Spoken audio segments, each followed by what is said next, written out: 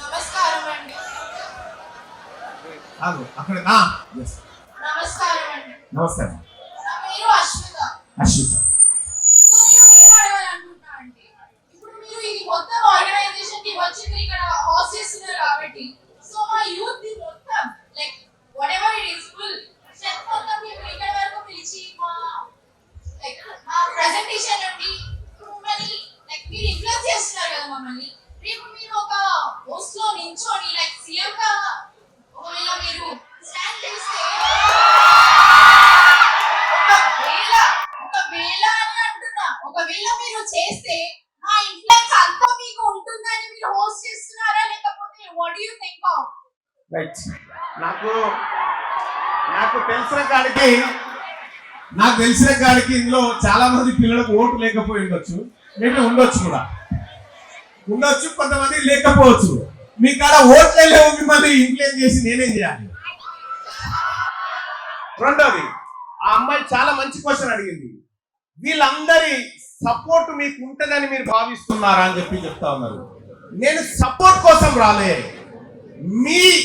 మీరు ఈ సిస్టమ్ గురించి ఏం ఆలోచిస్తా ఉన్నారు? ఈ సిస్టమ్ ఈ రాష్ట్రంలో ఈ దేశంలో ఎడ్యుకేషన్ సిస్టమ్ ఎట్లా ఉండాలని కోరుకుంటా ఉన్నారు? వైద్యం ఎట్లా ఉండాలని కోరుకుంటా ఉన్నారు? వీటికి పాలిటిక్స్ లో ఎలాంటి మార్పులు రావాలి అనే టాపిక్ తో నేను మీ ముందుకు రావడం జరిగింది. రెండోది, తీన్మార్ మల్లన్న ఎలక్షన్ కి పోవాలనుకున్నప్పుడు బరాబర్ ఎలక్షన్ కొట్లాడతా అది విద్యార్థులతో రాజకీయం అయితే చేసేంత మూర్ఖులం కాదు, విద్యార్థులతో రాజకీయం చేయరు. బట్ ఒకటి, ఈ విద్యార్థుల్లో ప్రశ్నించే తత్వాన్ని పెంచాలి, ప్రశ్నించే తత్వాన్ని ఇంకా పైకి తీసుకురావాలనేటువంటి ఉద్దేశంతో తప్ప ఇంకొకటి కాదు. చాలా గుడ్ క్వశ్చన్ అడిగిన తల్లి, thank you. Next,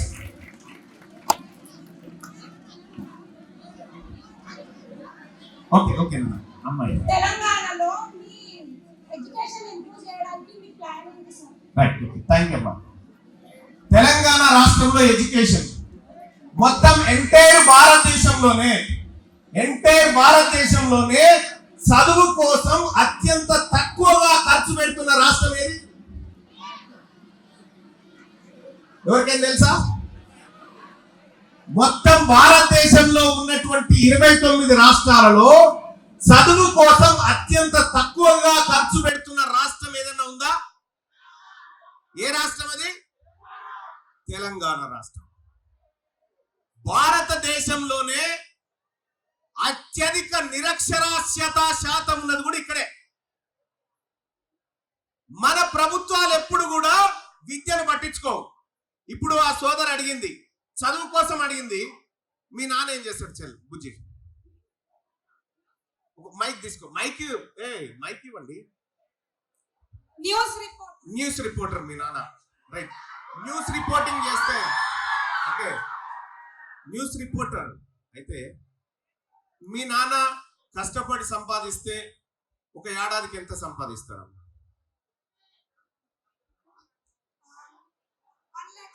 1 lakh per annum, 1 లక్ష రూపాయలు సంపాదిస్తాడు.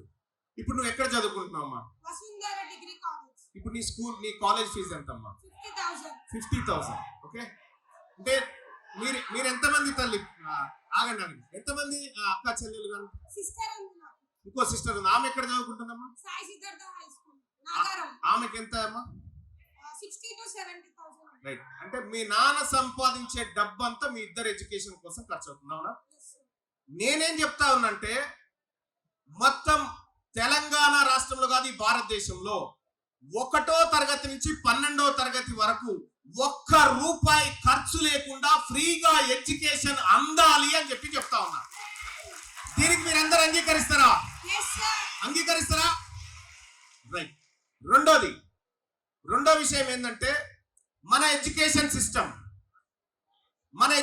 సిస్టమ్ ఏడికొచ్చిందంటే, రేవంత్ రెడ్డి గారు ముఖ్యమంత్రి అయిన తర్వాత 1441 గవర్నమెంట్ స్కూళ్లను మూసేసిండు.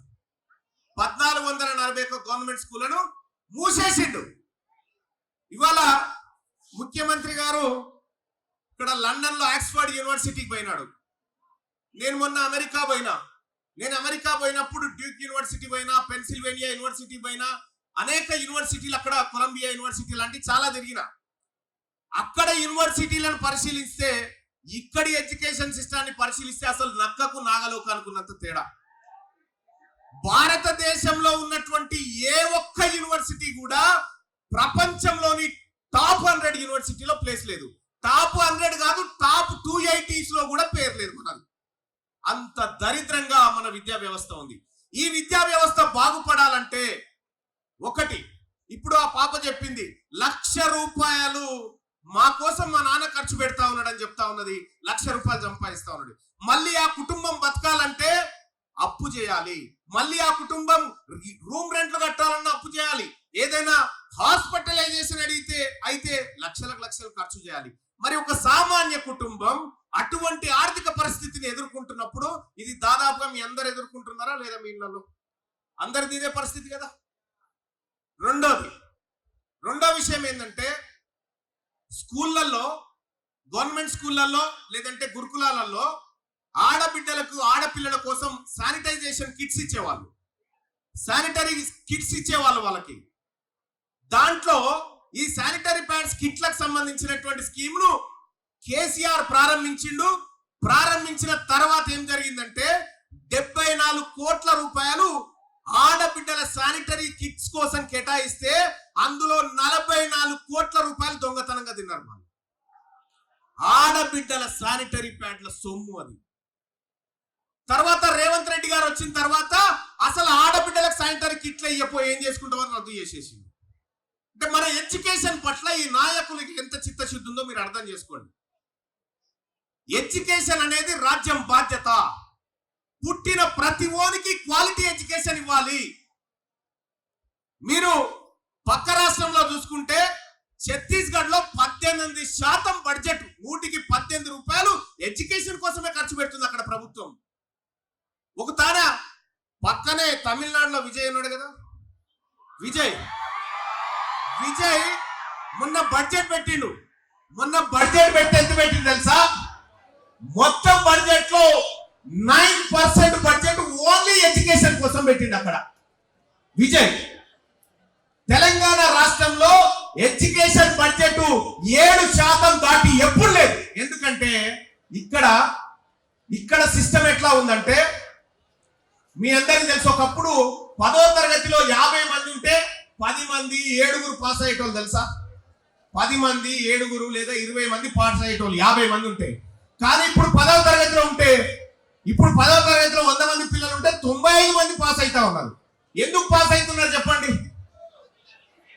ఎందుకు పాస్ అవుతున్నారంటే, మిమ్మల్ని 10వ తరగతిలో పాస్ చేయకపోతే శ్రీ చైతన్య నారాయణ సీట్లు ఖాళీగా ఉంటాయి కదా, మరి ఇంటర్లో ఎవరు చేయాలి? దానికోసం right to education act, Telangana రాష్ట్రంలో రైట్ టు ఎడ్యుకేషన్ యాక్ట్ 2009 మీరు సెర్చ్ చేసి చూసుకోండి. Right to education act 2009 section 12(c)(1) ప్రకారం ఈ తెలంగాణలో చదువుతున్నటువంటి ప్రైవేట్ స్కూళ్లలో చదువుతున్నటువంటి పిల్లలకు 25% సీట్లు ఫ్రీగా ఇవ్వాలని భారత ప్రభుత్వం చట్టం చేసింది. ఇక్కడ ఇంప్లిమెంట్ చేస్తలేరు. అది ఇంప్లిమెంట్ చేయాలని చెప్తా ఉన్నా. ఒకవేళ అది ఇంప్లిమెంట్ చేస్తే ఈ బిడ్డ 1 రూపాయి కట్టాల్సిన పని లేదు. ఇప్పుడు right to education act implement చేయాలని నేను పోరాటం చేస్తా ఉన్నా. చేయాలా వద్దా? రైట్ టు ఎడ్యుకేషన్ యాక్ట్ రావాలా వద్దా? రావాలంటే వాళ్ళు చేయలేవట్టండి. డబ్బులున్న వాళ్ళు వద్దు, పేద వర్గాల లేవట్టండి చాలు. అవునా? ఇంప్లిమెంట్ చేద్దామా? అది ఇంప్లిమెంట్ చేయాలని చెప్తా ఉన్నా. రెండోది, ఇక చదువుకున్న పిల్లలు, చాలా మంది పిల్లలు, మొన్న ఒక సర్వే వచ్చింది. ఆ సర్వే లెక్కల ప్రకారం ఏంటంటే, మన తాన 5వ తరగతి చదువుతున్న పిల్లగానికి కూడా 3వ తరగతి పాఠం చదవనీకి వస్తలేదు అనేది లెక్క తేలింది. 5వ తరగతి చదువుతున్న వాడికి కూడా 3వ తరగతి పాఠం చదవనీకి వస్తలేదు.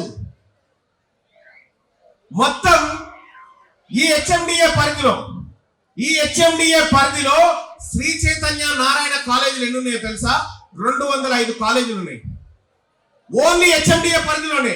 మొత్తం తమిళనాడు అంతా కలిపి ఎన్ని ఉన్నాయి తెలుసా? శ్రీ చైతన్య నారాయణ బ్రాంచులు 9 ఉన్నాయి. రాష్ట్రం అంతా కలిపి 9 ఉన్నాయి. ఇక్కడ ఓన్లీ హైదరాబాద్ లోనే 205 ఉన్నాయి. ఏంది కారణం అంటే అక్కడ ఉన్నటువంటి ప్రభుత్వం ఏం చేసిందంటే నీ ఇష్టం ఉన్నట్టు ఫీజులు పెంచితే ఒప్పుకోనని కర్ర పట్టుకొని కూర్చుంది. ఆడ ఫీజులు పెంచాలంటే సర్కార్కు దరఖాస్తు పెట్టుకోవాలి. ఫస్ట్ సర్కార్ వచ్చి అన్ని చెక్ చేసుకొని పోతుంది. అవకాశం ఉంటేనే పెంచి 3 ఏళ్లకు ఒకసారి ఛాయిస్.